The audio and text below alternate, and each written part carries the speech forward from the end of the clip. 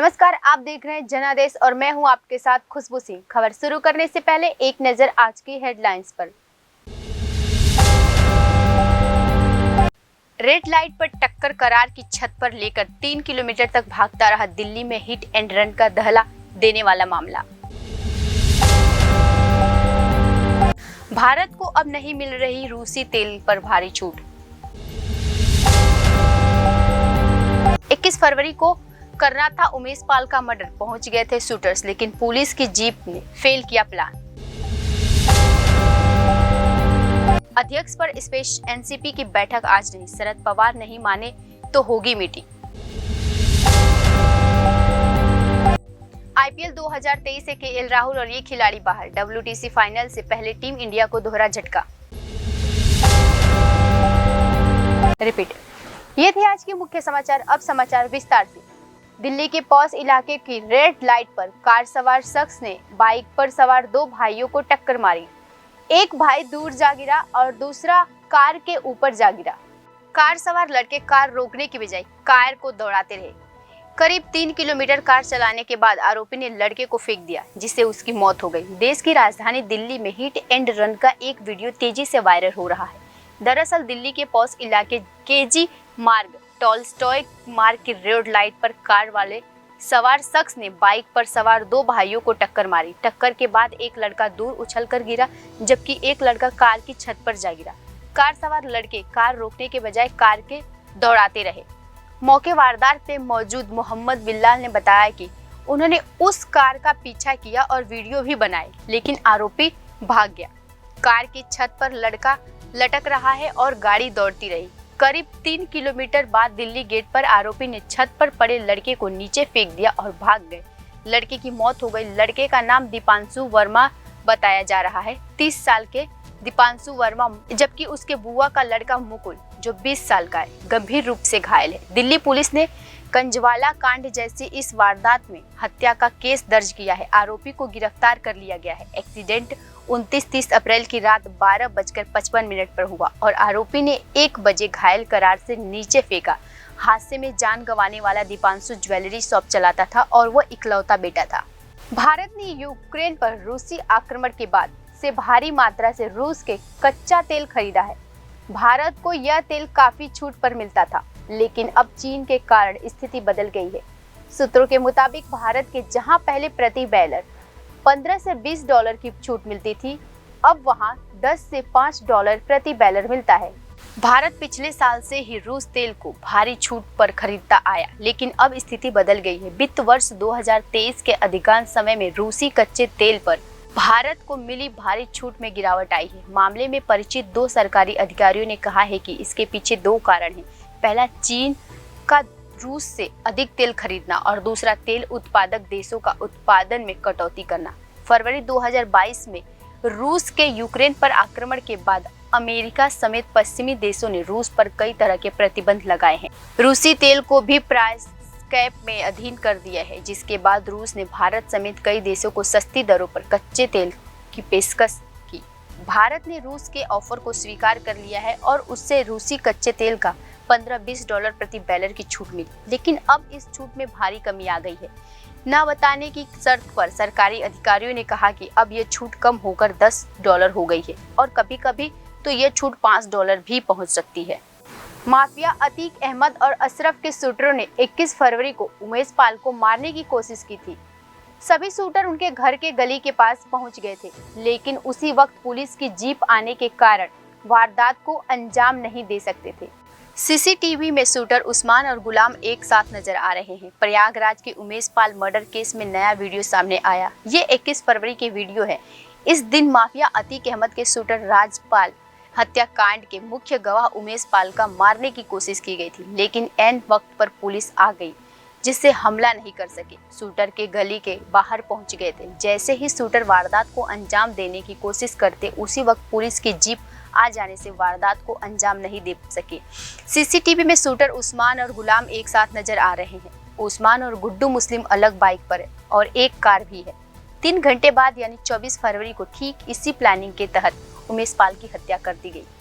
24 फरवरी से पहले 21 फरवरी को भी शूटरों ने उमेश पाल हत्याकांड को मारने की कोशिश की थी। जैसे ही उमेश पाल की गाड़ी अपने घर की गली में पहुंची, पीछे से वही क्रेटा कार आती और बगल से लाल रंग की बाइक पर अरमान और गुड्डू मुस्लिम आते। लेकिन उसी वक्त पुलिस जीप के आ जाने से वारदात को अंजाम नहीं दे सके। शरद पवार ने 1999 में एनसीपी का गठन किया था। वे पिछले 24 साल से पार्टी के राष्ट्रीय अध्यक्ष थे, लेकिन अब उन्होंने बीच में ही पद छोड़ने का ऐलान कर दिया है। लेकिन पवार के इस्तीफे पर सस्पेंस बरकरार है।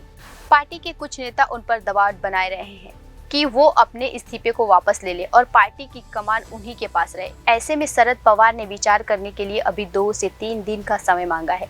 शरद पवार के एनसीपी चीफ के पद से इस्तीफा के ऐलान के बाद नए अध्यक्ष पर सस्पेंस बरकरार है। जहां एक और पार्टी के नेता और कार्यकर्ता शरद पवार ने फैसला बदलकर अध्यक्ष बने रहने की अपील की है, तो वहीं पार्टी नेता छगन भुजबल ने नया फॉर्मूला दिया है। उन्होंने बताया कि हम शरद पवार को मनाने की कोशिश कर रहे हैं। अगर वे मान जाते हैं तो वही अध्यक्ष बने रहेंगे, लेकिन अगर वो नहीं मानते हैं तो कमेटी बैठक कर नए अध्यक्ष का फैसला करेगी। हालांकि छगन भुजबल ने कहा है कि हम चाहते हैं कि सुप्रिया सुले राष्ट्रीय अध्यक्ष बने, देश भर में पार्टी का काम देखे। वहीं अजीत पवार को महाराष्ट्र में एनसीपी की कमान मिले। एनसीपी आज बैठक नहीं हो रही है। दरअसल एनसीपी का दावा है कि कई नेता बाहर है। अभी शरद पवार को पद पर रहने के लिए मनाया जा रहा है। अगर वे नहीं माने तो कमेटी की बैठक होगी। एनसीपी नेता जितेंद्र अहवार समेत कई नेता ने दिए इस्तीफे। अजित पवार भी एनसीपी दफ्तर पहुंच गए। एनसीपी के नेताओं की बैठक जारी। शरद पवार और सुप्रिया सुले मुंबई में एनसीपी दफ्तर पहुंच गए हैं। प्रफुल्ल पटेल भी दफ्तर में पहुंचे। बताया जा रहा है कि एनसीपी की कमेटी की बैठक हो सकती है। उधर अजीत पवार के घर एनसीपी नेताओं का जमावड़ा लगा है। एनसीपी विधायक उनसे मिलने जा पहुंचे हैं। कुछ विधायक शरद पवार के मुलाकात करने के लिए अजीत से मिलने पहुंचे। लखनऊ सुपर जायंट्स के कप्तान केएल राहुल और इसी टीम में शामिल तेज गेंदबाज जयदेव उनाकट आईपीएल 2023 से बाहर हो चुके हैं। दोनों प्लेयर्स को चोट लगी थी। KL Rahul royal Challengers Bengaluru के खिलाफ मैच खेल रहे थे और मैच खेलते वक्त घायल हुए। वहीं जयदेव उनाकट बॉलिंग प्रैक्टिस करते हुए इंजर्ड हो गए हैं। लखनऊ सुपर जायंट्स के कप्तान केएल राहुल और इसी टीम में शामिल तेज गेंदबाज जयदेव उनाकट आईपीएल 2023 से बाहर हो गए हैं। दोनों ही खिलाड़ियों अलग अलग तरीके के इंजर्ड हो गए हैं। केएल राहुल को रॉयल चैलेंजर्स बेंगलुरु के खिलाफ मैच में चोट लगी थी। वहीं जयदेव उनाकट बॉलिंग प्रैक्टिस करते हुए घायल हो गए। इसके लखनऊ टीम के आईपीएल में अभियान पर बड़ा झटका लगा। राहुल आरसीबी के खिलाफ 1 मई को लखनऊ में खेले गए मैच के दौरान चोटिल हो गए। उनकी दाहिनी जांघ में चोट लगी है। उनादकट रविवार को नेट्स पर गेंदबाजी करते समय फिसलकर चोट हो गए। उनादकट को कंधे में चोट लगी।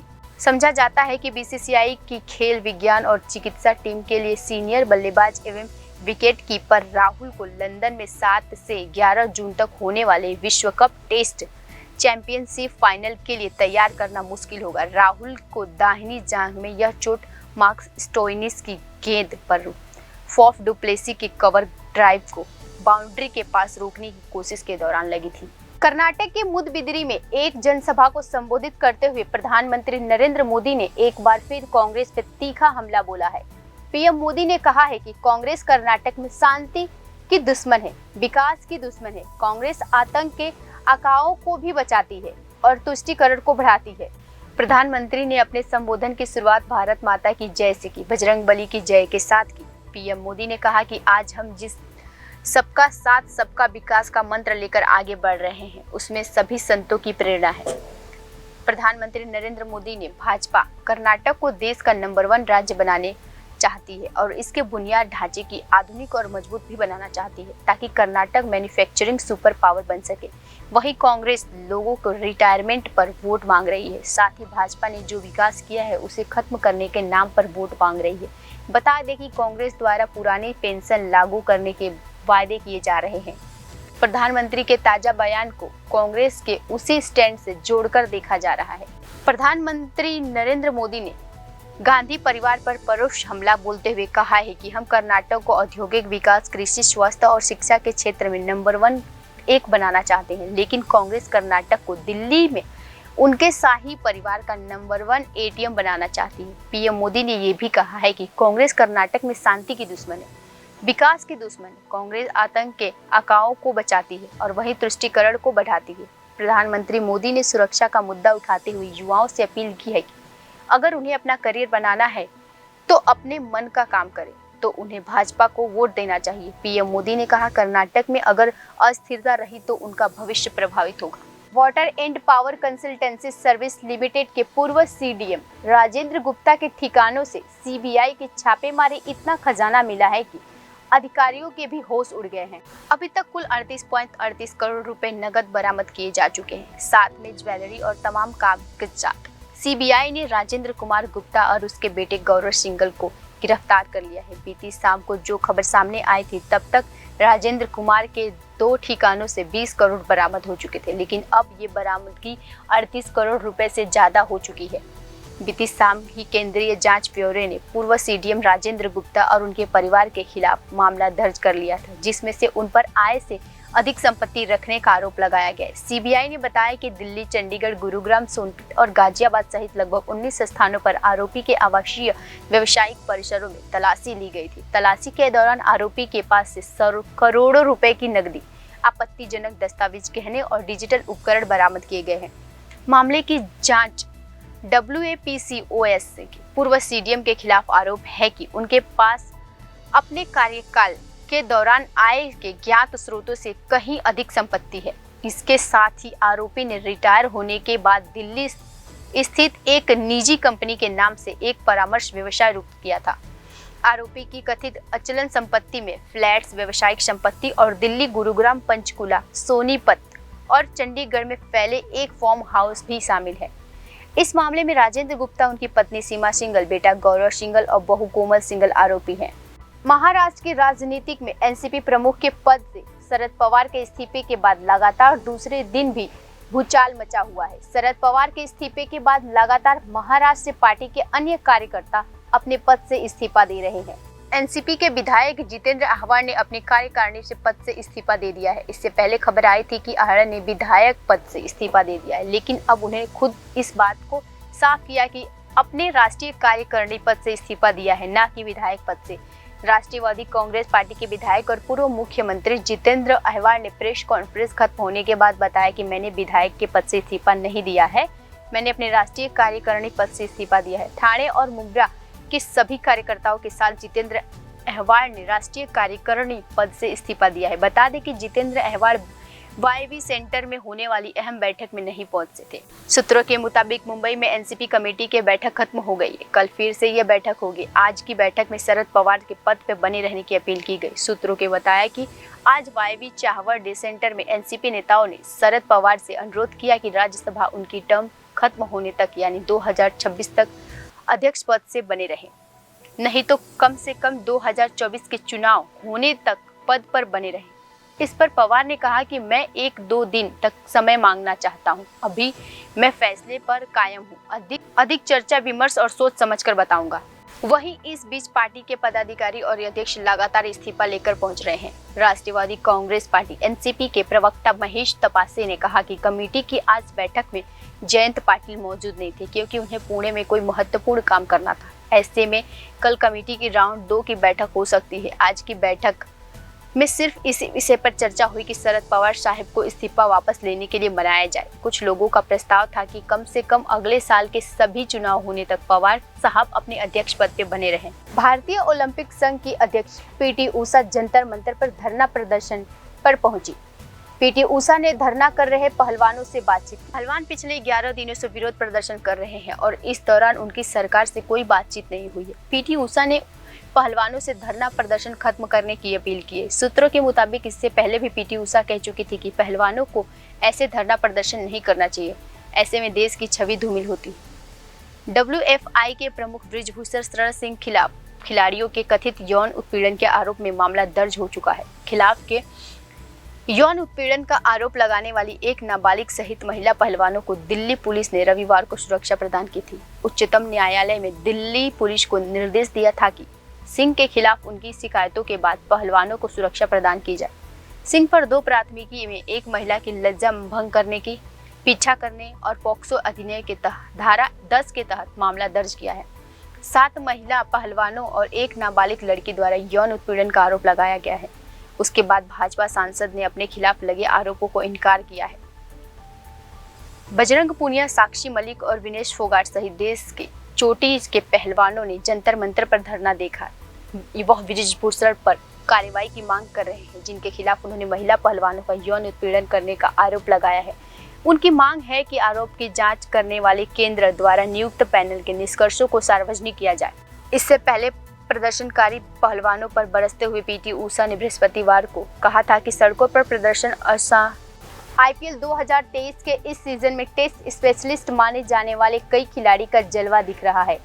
इन खिलाड़ियों से आईपीएल में अपने परफॉर्मेंस से टेस्ट स्पेशलिस्ट का टैग मिटाकर रख दिया है। इस लिस्ट में अजिंक्य रहाणे, ईशांत शर्मा और अश्विन जैसे भारतीय खिलाड़ी शामिल हैं, जिन्हें टेस्ट क्रिकेट का महारथी माना जाता है। इंडियन प्रीमियर लीग यानी 2023 में कई टेस्ट खिलाड़ियों ने उसे मिथक को तोड़कर रख दिया है कि वह केवल एक ही फॉर्मेट खेल सकते हैं, चाहे बल्ले से प्रदर्शन क्यों हो या गेंद से कमाल करें। कई टेस्ट स्पेशलिस्ट इस आईपीएल में अपना जलवा बिखेर रहे हैं। चेन्नई सुपर किंग के अजिंक्य रहाणे अपने बल्ले से इस आईपीएल में आग उगल रहे हैं। वहीं रहाणे के ही टीममेट डेवोन कॉनवे ने इस सीजन में चेन्नई सुपर किंग के सबसे मजबूत खिलाड़ी बनकर उभरे हैं। इसी तरह राजस्थान रॉयल के आर अश्विन भी गेंद से कमाल तो कर रहे हैं, वहीं उन्हें बल्ले भी रन निकाल रहे हैं। इन सब खिलाड़ियों के बीच एक बात भी कॉमन है कि इन सभी को टेस्ट स्पेशलिस्ट का तमगा मिला हुआ है। सभी ने अपने प्रदर्शन से साबित कर दिया है कि मौका मिलने का टेस्ट स्पेशलिस्ट T20 क्रिकेट मौसम बदल सकते हैं। अजिंक्य रहाणे इस आईपीएल में मिडास टच में दिख रहे हैं। टेस्ट स्पेशलिस्ट माने जाने वाले टीम इंडिया की टेस्ट में कप्तानी करने वाले रहाणे इस आईपीएल में बदले बदले दिख रहे हैं। रहाणे आईपीएल में अब तक कई धमाकेदार पारियां खेल चुके हैं। इस बात का उन्हें इनाम भी मिला है और WTC फाइनल के लिए उनका टीम में सिलेक्शन भी हुआ है। रहाणे ने इस आईपीएल के 7 मैच में 224 रन बनाए। उनका स्ट्राइक रेट 189.83 का है, जो उनके आईपीएल के ओवरऑल स्ट्राइक रेट 123.01 से बहुत ज़्यादा है। रहाणे के टेस्ट करियर की बात की जाए तो उन्हें 82 टेस्ट में 38.52 के एवरेज से 4,931 रन बनाए हैं। फिलहाल के लिए इतना ही। खबरों में बने रहने के लिए देखते रहिए जनादेश।